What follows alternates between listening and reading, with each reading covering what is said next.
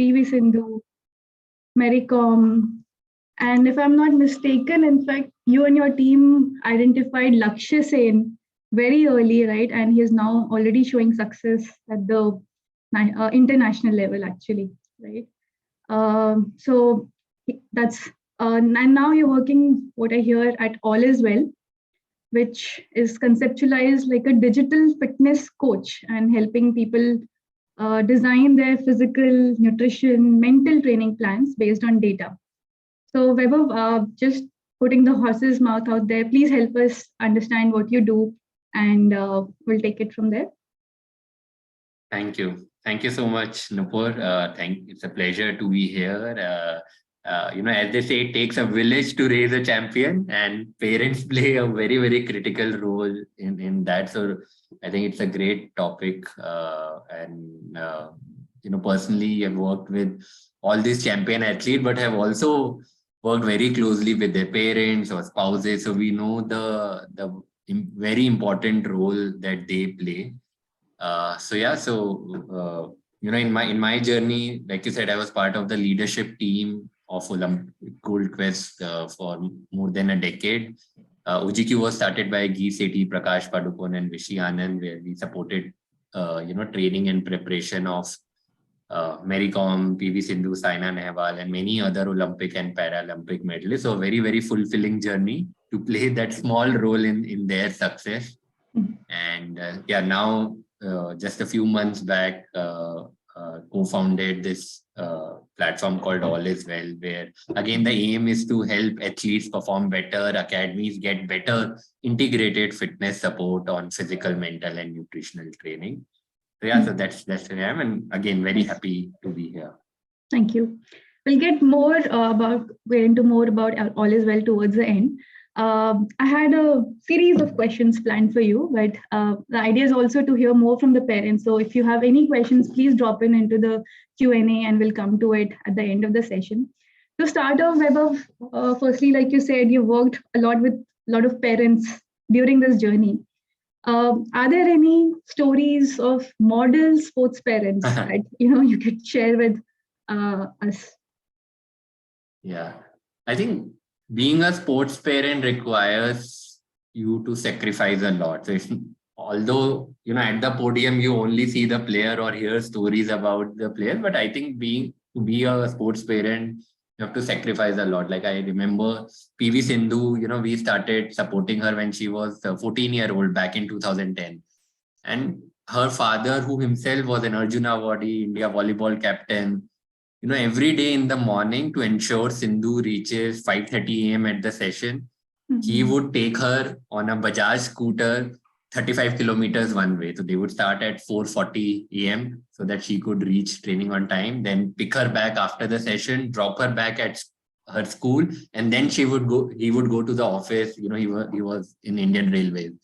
So, and he did this not for like 1 month, 2 months, but for many, many years, till the time they shifted close to the academy. Then I remember Gagan Narang, the Olympic medalist in shooting, his dad mortgaged his land, a plot of land, so that they could buy shooting equipment, which was pretty expensive for Gagan Narang. So these are the and these are just a couple of stories. I'm sure the parents out here are making their own sacrifices and bid for their kids in their own way. But it just goes to show what a parent does to ensure their kid gets success. So I think that is what is required to be a lot of success, a lot of sacrifice. And I think another thing that we observed in model parents was that they really looked at the process more than the results in the initial few years of training. Now, what do I mean by that is, now Sindhu's dad will look at whether Sindhu is training on time, eating on time, sleeping on time, taking rest, in between matches, not wasting time on mobile. So these are some of the good habits that they inculcated in their players and focus more on the process, and the outcome then takes care of itself. So Sure. rather than for parents to keep worrying about, is my child becoming the under 13 champion, under 15 champion, of course, that I'm sure is the final goal. But these model parents focus more on inculcating the right habits and processes in their kids.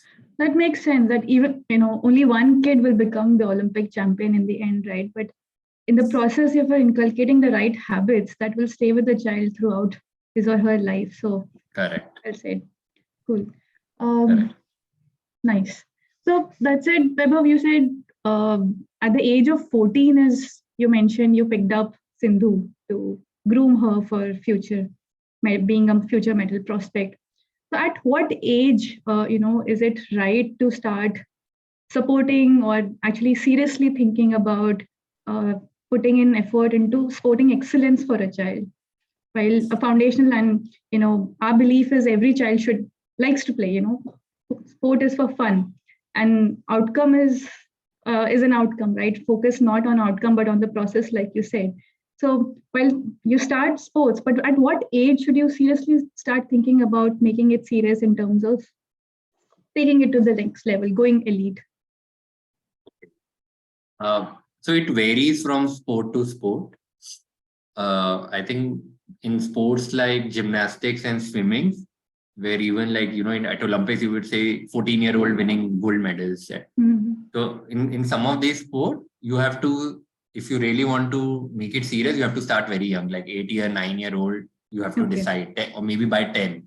Because the nature of the sport is that, you win very early. Whereas for rest of the sport, like football, cricket, badminton, I think one should wait. Okay. If you look at majority of the top players, they played multi-sport when they were young. So they would be playing 2-3 sports at one time when they were 8-year-old, 9-year-old. And in fact, the sport that they picked and where they excelled was usually not the number one sport when they started. So for example, Leander Paes is a great hockey player. I see. Viren Raskina was the CEO of OGQ, Indian hockey team captain. His first love is football. He plays exceptionally good football.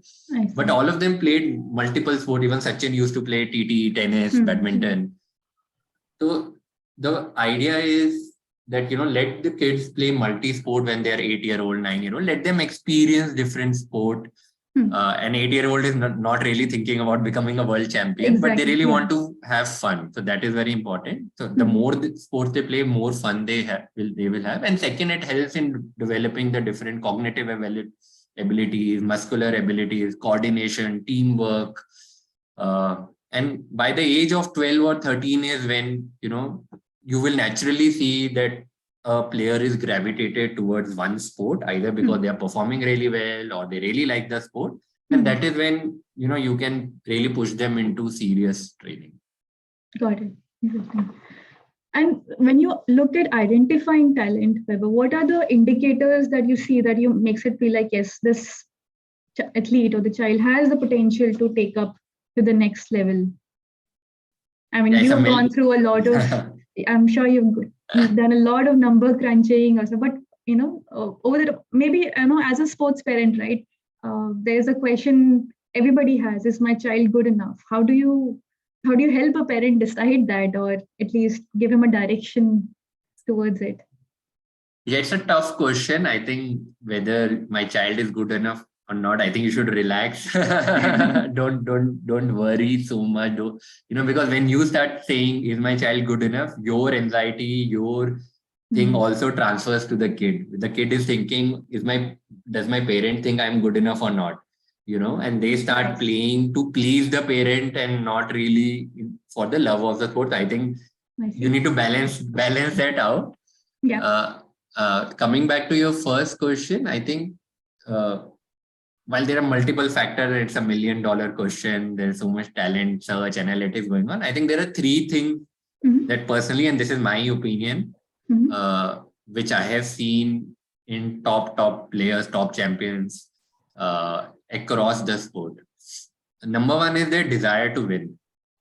So, Mary Kom, when she won her first world championship 20 years back, had the same desire when she entered the ring And 2 years back when she won Commonwealth Games gold, she was 37 years old, mother of 4 kids, had gone through so much punishment in boxing. She had the same desire when she entered the ring, that she just wanted to win. She was not going there to participate in her 6th Commonwealth Games or win another medal. She wanted to win. Okay. So that, you look at Roger Federer, he used to cry, after losing a match. Does not mean that everyone has to cry, but just that, hunger to win, desire to win is very, very strong in these players. Number 2 is very strong work ethics and discipline. I think, we have heard this about Tendulkar a lot, that when he was 15-year-old, he was the first one to come to training, last one to leave. And even when he turned 35, he followed the same. Rahul Dravid, Lionel Messi, you look at everyone, their work ethics are very, very strong. And they are not putting in their best effort when the coach is watching. Whether the coach is there or not, they put in 100% in every training session. So I think having very strong work ethics, not cutting corners, is the second attribute that we have seen in all the top elite athletes. And third thing, which is very hard to measure, I think, and I'll give you an example of Lakshya. So Prakash Padukone was the one who identified him at the age of 10, 11 years back. And when we asked him, what did you find in Lakshya at that age? So it was not his skills, his strokes. Those are also good. But just his ability to know how to win a point. He knew at the age of 10, if I drop a shuttle near the net, where the next shot is going to come from. So he could create rally. Same if you see with Lionel Messi, of course he's exceptionally gifted, but he just knows how to give that pass. There is something he can see which any other player cannot see. So maybe it is intelligence, maybe it is intuition. It's very hard to define. But I think that quality on how to win a point or how to score a goal or how to give that pass is built in from a very, very young age. So I mean, is it more like game sense that you have a sense of the game on creating those corners, creating those assists? Yes, and it can be developed also. That was my okay. It can be developed. Some of it, it's nature versus nurture, but some of it can be developed. But again, what happens a lot of time that coaches or parents pay a lot of attention on skills. You have to play skills on court, on ground, which is required. But if you don't have the game sense in that match situation, you will not know how to score that goal, how to hit a boundary through the gaps. So I think you really need to inculcate this game sense by giving them different situations, asking them to analyze the matches. Interesting. So again, what they do in Prakash Padukone Academy is after the match, players have to analyze the match and tell them what went well, what the opponent was doing well, what they could have done better. And it's not coaches or parents' job to tell them कि ये खराब कर रहे थे या ये अच्छा कर रहे थे. Let the players develop that skill right from a very young age. So some of this can be developed over a period of time. Got it. So interesting. So hunger to win, a good work attitude, and a game sense, that sort of an intelligence towards the game, which is a little bit inherent and a little bit can be developed over time. Yes, these three. But how do you measure it, Vaibhav? And I guess some of the work that you're maybe currently doing, if you could elaborate on how do you measure these things? These are very, very difficult things to measure. And interestingly, in all these three, you've not spoken about physical fitness of a child or so much about skill, right? It's more other mental toughness and game sense and all the softer aspects, which maybe, in all the trials that happen across the country, these are not the things that people measure. Yeah, I think it's being physically fit is an outcome if your work ethic is strong. If you have desire to win and I need to be 10% fitter for the next tournament, you will do that. So I think being physically fit or eating the right food is just an outcome. Okay. But if you are disciplined in your approach on the ground, at home, all these things will be taken care of. Okay. And maybe one way to measure it would be are your players improving month on month or not? On some, so that could be the reverse way of checking it. Okay. Is their physical fitness becoming 10% better compared to last 3 months? Have they started sleeping better over once you have indicated? And so those are the things you check.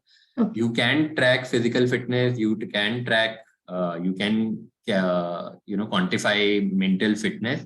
But if you don't have these softer aspects built in right from a young age, at some point the player will drop off.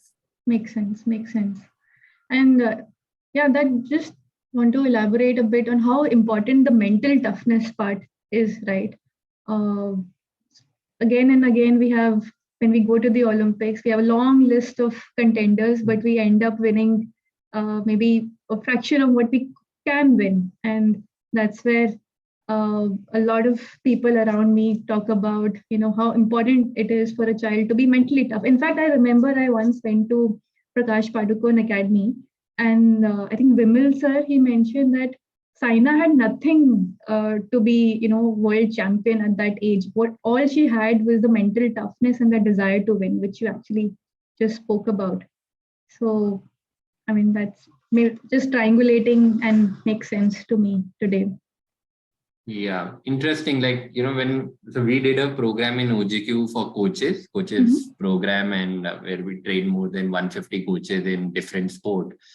So the sports psychologist who used to take the session, first question she would ask is, when players come to you after a tournament, what are the reasons they tell you why they lost? Okay. And then she categorized the reason into technical. So there was some technical error. You were not feeling physically fit, ran out of stamina, or was it, something related to mental skills? 80% of the time, we did this over 5 years. 80% of the answers correlated to the mental side of the game. That I was feeling the pressure. I had lost to this player in the last tournament, or my coach pressure was looking at me, so I felt the pressure, or I just became nervous. I didn't know what to do. So this just goes to show how important the role of your mental skills is. It is not important whether it's 80%, 30%, 50%. That is immaterial. As long as we recognize that, yes, when in a competition, what you are telling yourself, what you are feeling plays a very, very important role. But if you look at the training that happens in academies, how much time is being spent on developing the mental skills, ability to handle stress, building your self-motivation, positive self-talk. How much time are coaches, parents, or trainers spending on that? Maybe less than 5%, even if they're doing it. So that's the mismatch, that that in a match situation, your mental skills play such an important role. Yeah. But in training, you actually don't pay attention to it.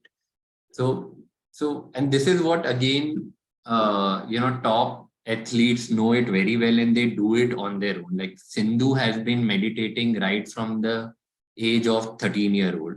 So she has been doing it for years. Lakshya Sen, because he was under Prakash Padukone, who really believes in mental skills training. He started doing mental skills training from the age of 11. And he said that it took me 2 years to realize the benefit of it. I found it very boring. But once I realized the benefit of it, he has not left it for more than 10 years. So I think it is very, very critical, and it has to be a part of the training. Got it. And is that how, coming to the topic at hand, right? Sports parents, is that how parent can support the child, or should they just, believe in the coach and take a back seat? What would you tell a parent in terms of supporting the child? It's a hard thing, right? It's not just you're not only supporting the child, you are emotionally also invested in the success of the kid. I'll just share one quick story. So I have a friend. She has a 9-month-old daughter, Bombay, and I met this friend and her husband last month, and she said that they want to put her into golf when she turns 4. So they believe they have access to a golf course. Not many people can pay, so they feel the barrier to entry in golf is high. So they feel if she picks up golf, her chances of success are high. Now, it's a great thought, great way to look at it. But if you just flip it, the amount of pressure could be on the child Yeah. Just think, what if the child wants to play music and not really pick up sport? What happens then? So I think yes, you are, as a parent, you are invested in the success. You are thinking about the best outcome for your kid, but you need to take a step back. It is the journey of your kid. It is his or her journey. 2-3 years after, after you have invested so much, they might want to pick another sport or not play that sport at all. So you have to be ready for it. There are many things which are not in your control. Who they are going to play in a competition, the referee will give a bad judge call, your kid might be sick. There are things which are out of your control. So you need to take a step back. Second thing is, your role is of being a parent, not being a coach or not being a mental trainer or a nutritionist. So there is a fine line. As a parent, you need to support them. You need to encourage them. You need to be their guide and show them the path. But if you try to be the nutritionist by looking, and I'm not saying everyone does it, but there's so much content available on YouTube and Instagram. If you try to see that, or people look at how Sindhu or Messi are training and they try to do the same for their kid, it can have a completely 180-degree effect on the player. So I would say, as a parent, support them, encourage them, motivate them, but then let them have their own journey. Trust the coach or trust the expert. Got it. But then it becomes very important to have the right coach with the kid, right? Right academy, right coach. So how should a parent select that or make that choice of the right coach or the academy for the child? Yeah, good question. I think very good question. I think there are 2-3 things. Again, it's my opinion. 2-3 things that I would look at. Number one is,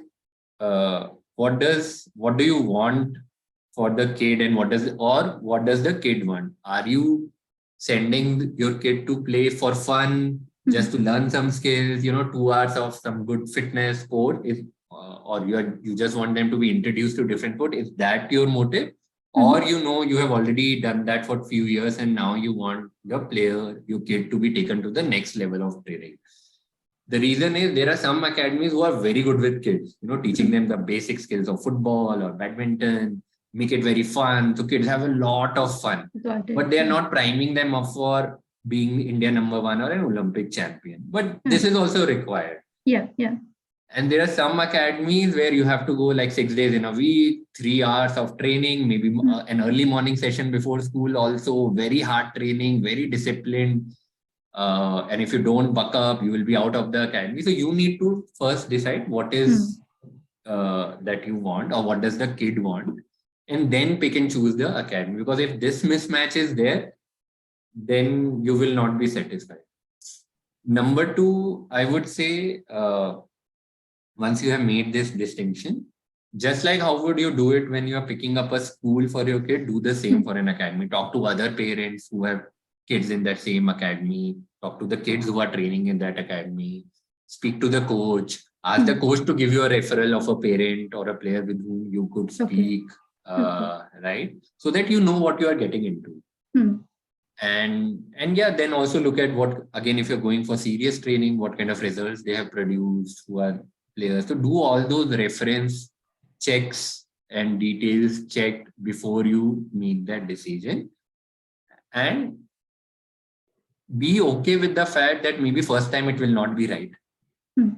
Right? So no matter how much research you do, due to some reason there, maybe the academy is very far, you can't travel 1 hour every day to drop your kid. There could be multiple reasons. So it's okay if you have to change also. But do this research and be very clear in your mind and in your kid's mind, what is the purpose of taking up coaching here. Got it. If your expectations are set right, then correct. And not just your expectation, what your kid also wants. I think the first that connect has to happen. Yes. Got it. Cool.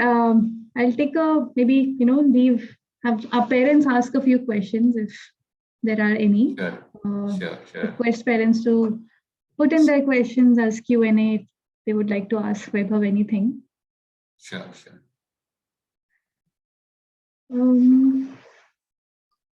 While we get some questions, Vaibhav, maybe in terms of now there is a pathway, right? Every sport has its own unique pathway. Maybe in football, you first play for a club, then maybe state, I don't know.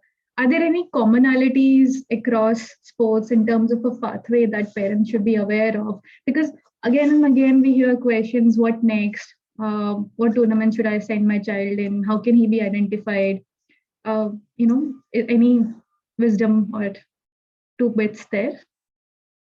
Yeah, I think number one is that, which is common across sport, that it takes a lot of time to really succeed at the highest level.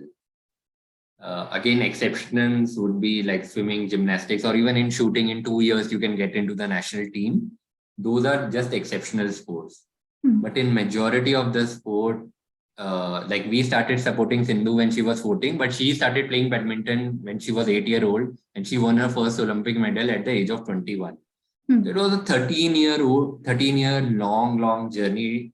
And same with Lakshya. Started at 8-year-old, we picked him up at 11, and he's 21-year-old. And again, there's a long journey. So you need to be patient when it comes to expecting results.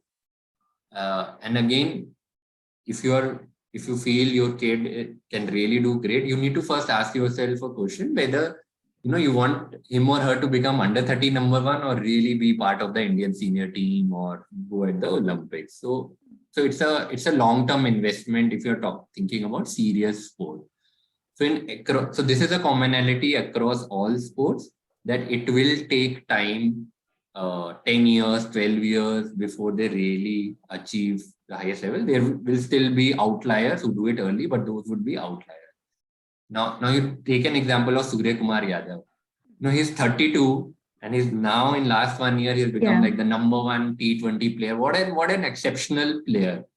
But at the age of 32, he made his debut at the age of 30, where majority of the cricketers are actually thinking about retirement. Now, if at the age of 24, 25, if we would have started thinking, am I good enough? Should I quit? We would have lost out on such an amazing player. So everyone has a different journey. So be ready for that long haul in sport. Second, yes, I think in majority of the sport, you would start either at the club level or in racket sport at the district level. Then you play at the state level. Once your coach feels that you are ready to go to the national level, then you start playing all India tournaments or national tournaments. And then, of course, if you really play exceptionally well, then you go to the international level. I think the choices that need to be made at an under 15 or at under 19 level are very, very important. Now, for example, at what stage do you start sending them abroad for tournaments? Right? Again, my personal opinion, if they are not even winning at the national level right now, then let's pick up, badminton. If they're not able to even reach the second round of a national level tournament, then what is the point of sending them abroad for exposure? First, let them at least reach the semi-final, final here, right? If they are not number one in the academy, in the football academy, what will you achieve by sending them abroad? If it's a 1 week, 2 week stint, it is still okay. But what's the point, them going and playing for competition abroad if they're not even, the best in the academy? So those are some of the decisions that you need to make. So I would say let them first become the best in the club or best in the district, then come in maybe the top 10 of the state, and then you start thinking about international or national level. Does that answer your question? Yeah. So the pathway is again basically this district, state. But is the information easily available on when are the district competitions happening, when are the state, or the academy should know it. I think it's the role of the coach or the academy. Yes, it is their role to find out when the next tournament is and at what level the kid should play at, and trust the coach. I would say if you have put your word in the academy, then trust the coach also, or ask the coach. And if you feel satisfied by the answer, take a step back. Let the kid follow the pathway that the coach feels is right. Got it. So, Vaibhav, we have a couple of questions from the parents here. First, Arjun wants to know how to improve sports awareness within the child. Can you elaborate what sports? Are you talking about the game elements, knowledge of the game, or? Okay. Request Arjun if you could maybe elaborate the question a bit. Meanwhile, we'll take the second question from Paminder. There is a large risk element involved to succeed at the highest level, right? Considering the investments of all kinds. Are there ways to de-risk this journey for the kids and the parents? And you yourself, Vaibhav, spoke about the sacrifices that the parents have to make, right? So how do you de-risk this investment? Yeah, no, it's a great question. I think finally it's only 1% of the players who would really make a career out of sports or, get the fame out of sports. I think again, a couple of things. Sport, focus on the process and right habits, because this will help them throughout the life. Right. So in OGQ, our CEO is Viren, who was the former Indian hockey team captain, but an amazing leader, amazing manager.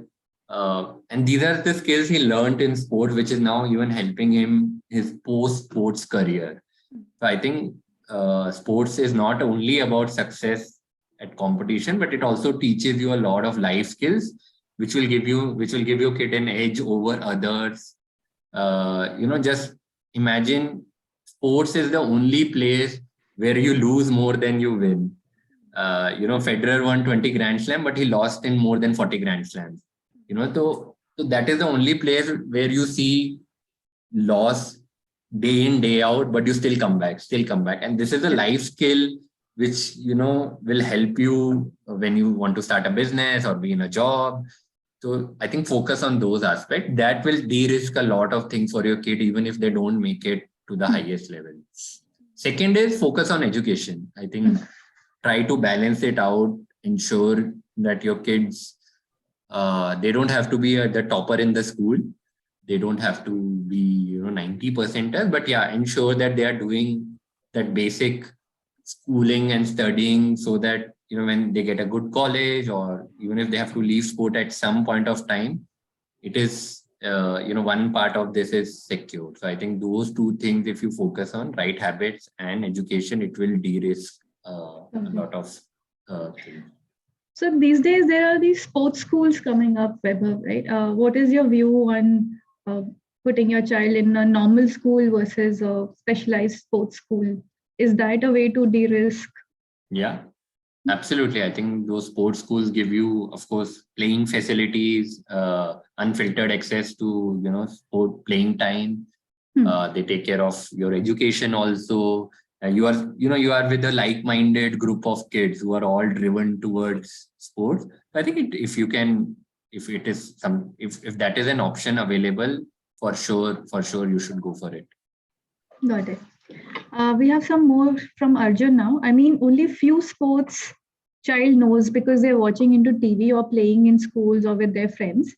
But some sports which parents don't know, that awareness from where will can we get the child to know about? Yeah, I think two things into that. Number one, at a young age, make them play multiple sports. If get them into athletics, swimming, football, or summer camps where they can play 2-3 sports. Let them experience different sport, because if they play the sport, they like it, they will these days kids are very smart, they will automatically start following it online, those sports. Number two would be, if you can watch multiple sports. Like growing up, I used to watch golf, F1, cricket, football, you name it, and I would watch it. So if you can also, not just cricket, but, right now India Open is going on in Delhi. So if you're in Delhi, why not take your kids to watch India Open? Best players in the world are coming there. India keeps on hosting TD matches, there's ISL, which is happening, Kabaddi, which is happening. So take them to these sports, let them experience these sports, not just in front of TV, but actually live action. And again, if they really like any of this sport, they will pick it up. So I think these are two things I would say you should definitely do to make them aware about different sports. Got it. So watching matches live, I think that is a Yes, huge one. Because these absolutely. things happen. In fact, India Open, while might not be as in front of you through media, but a lot of tournaments India is now hosting. India just hosted the FIFA World Cup. The chess Olympiad was hosted by India. I think shooting competitions are also being hosted. So a bunch of things are happening around. And if we Hockey can World Cup take is going on in hockey World Cup is going Bhubaneswar. on. So Yeah. I guess industry has moved a lot since the last 10 years. So there are Yes. opportunities to take your Yes. child, and that's a good feedback. Yes. Arjun, I hope that answered your question. If not, please feel free to comment it again if you need any more clarifications. Till then, we have another question from Vishnu Lamba. Vishnu says, usually coaches are good at imparting skills, but how or what are the sources or avenues available to inculcate mental toughness? And at what level should these be started in the journey of a sports person? Yeah, great question. I think you are right that most of the coaches are former players who then take up coaching. So sometimes they are very good in teaching the technical skills, the on-court, on-ground skill, but maybe not the other aspect. And I think world over, we have seen now you have specialized experts for these roles. Like with Team USA at the Tokyo Olympics 2 years back, they had 15 sports psychologists who traveled with the contingent. So I would say uh, there are sports psychologists or mental trainers who are available who specialize for sports training. You can definitely take support from any one of them who's good to inculcate these right mental skills habits in the player. And this is what we have seen in All Is Well also, that now so many players are picking up mental skills training. And there's just one distinction I would like to make here, that mental toughness or mental skills is not only when the player is going through a lean patch. If the player is not able to perform under pressure, that is not the only time when you bring in a sports psychologist. I feel sports psychologists or some of the mental toughness training should right from the young age to build your mind's muscles so that they can handle stress, they can remain confident, they bounce back from defeats. So you inculcate these skills right from a young age. Again, I gave example of Lakshay, who started at the age of 11, Sindhu started at the age of 13. So I think at a young age only, at a very young age, you can inculcate them, but focus more on positive reinforcement that it will help you in playing better, not that only when they are facing stress or anxiety is when you introduce it. Yeah. So maybe just building on Vishnu's question, Vaibhav, the second part of what he asked was also at what level should these be started in the journey? So is it like, the ways to start, like you elaborated about Lakshya and Sindhu, was meditation, right? That is how maybe they started building that mental toughness within themselves, which is like a self-driven thing. At what level should you also look for external coaches, external psychologists to take you to the next level? Yeah, I think again, I would say at a young age, 11, 12-year-old, it is not, it is completely fine. Like mental skills is what? How to set the right goals. Okay. Right. And again, this is a skill not just for mental skill, it will help you in your studies also. Yeah. Right. Because if you start tracking your goals, automatically your discipline will improve. Mental toughness is about positive self-talk. Again, a great skill which will help you in your studies also, school also, daily life also. So I don't think that you have to believe that only if my kid is playing at the national level or is showing so much promise, we should start. I think like with any other habit, that exercise well, eat well, training your mind should be started from a very, very young age. That's a good point. And maybe that also links to Paminder's question of this is one way to de-risk, right? Because you're enlarging your scope beyond just your skills, sports skills. You are building your overall personality development actually of the child. Absolutely. The self-discipline required to be in sports is is, it's very, very high. You have to manage your school studies and go and train. So the amount of discipline required is amazing, and you need to build those mental skills so that, when the going gets tough, you still remain disciplined. Yeah. Cool. So while we wait for some more questions, Vaibhav, why don't you elaborate a bit on the work that you're doing at All Is Well? I think a lot of it also, covers what the kind of questions that we are hearing. Sure, Nupur. So when, we were working with all these elite athletes, we realized that, whether it was Saina, Sindhu, Mary Kom, whoever, we realized that a big part of the success for them at the highest level involved keeping their body injury-free, pain-free, ensuring they had the right kind of sport-specific fitness and peak fitness when the tournaments arrived, and also building a champion's mindset so that, they could handle stress and pressure of which is required in sports performance. And while for these elite athletes through Olympic Gold Quest or Ministry or some of these academies, we were able to give them like a personalized trainer or a mental trainer.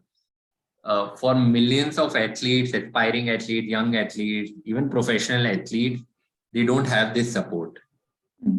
And this is maybe the number one key reason for their underperformance or for injuries or for burnout or maybe even why they leave the sport. So that is what we wanted to bridge. I have co-founded 2 tech startups earlier. So I knew that, using technology, using data, we can, whatever support, personalized fitness support that is given to athlete, we can put it in a product and using tech and data and give it to masses. So that is what we are trying to solve. Okay. We give an integrated physical, nutritional, and mental fitness training support to athletes. Already working with 9 academies across India in badminton. And some of the experts that we have on the panel, they have trained multiple Olympic medalists, cricketers like Surya Kumar Yadav, Shreya Iyer, and world champions. So they bring in the science and expertise behind this. Okay. And if any of our parents are interested, is that open to also young kids? And if yes, Absolutely. how can they sign up? Absolutely, they can reach out to us. I can share, if you want, share my email ID and phone number. Happy to chat with them and see how we can get started. Sure. So I'll just leave maybe your contact details, and if they would be interested, they can reach out.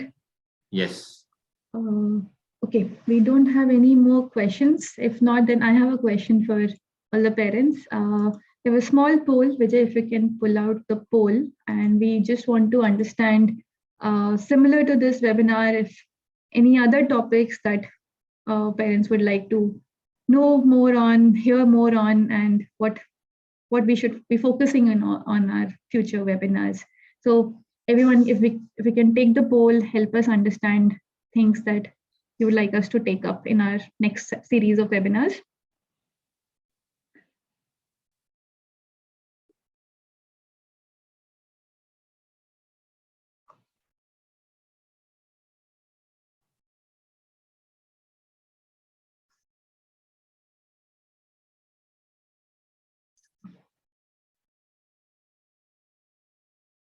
We'll give it another 30 seconds.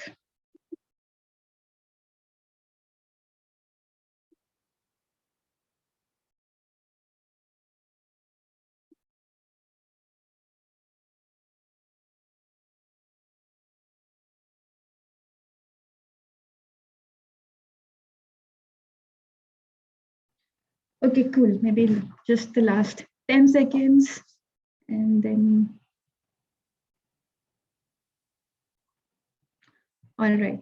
Thank you so much, everyone. The biggest, for everyone's knowledge, pathway from grassroots to elite seems like to be the big one. And second being the careers in sports for non-athletes. So definitely the de-risking part is high on everybody's agenda, and we'll try to focus that in our upcoming webinars. So thank you, everyone, for putting in your preferences for the next set of webinars. Sorry, if you don't mind looking at this careers part, maybe if you don't mind, like, for a minute. Yeah, I think Yes, we have seen in the last 10, 15 years that a lot of career in sports have opened up, uh, because of the leagues, because of academies being opened up. So, for example, in OGQ, we have so many physios, sports psychologists, sports nutritionists who were former player. We have someone who participated at the Commonwealth Games in 2010, and now she is a physio. Two of the sports psychologists were former swimmers. So I think there are a lot of these opportunities allied to sports which are opening up. Yeah. Even in leagues, we see so many former players who have taken up jobs. I think that could be another way to de-risk it. There are so many sports management courses in India and abroad which have opened up. So there are many opportunities in sports which are now available. And if you have been a former athlete, it just increases your odds of landing it very, very high. Yeah, I totally second that. When I started 10 years back, right, everyone would ask, what are you doing? And people would not understand sports management, sports marketing. But now, every now and then, there's, and I speak to some, my cousin is also doing this. This distant nephew or somebody is also doing this. So, it is expanding as we speak. And like you said, so many opportunities are coming up. We are growing as an industry. So definitely helping to de-risk the investment. Yes. Cool. Perfect. All right. Thank you. And maybe let me just, Vaibhav, if you could maybe just put in your details if people want to reach in the out. Q&A box or chat box? On the chat box. Yeah. And Vijay, if I can request you to put down the form if people want to register for our future webinars.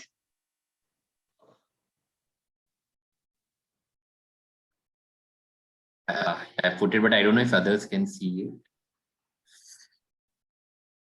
I'll copy and send it to everyone.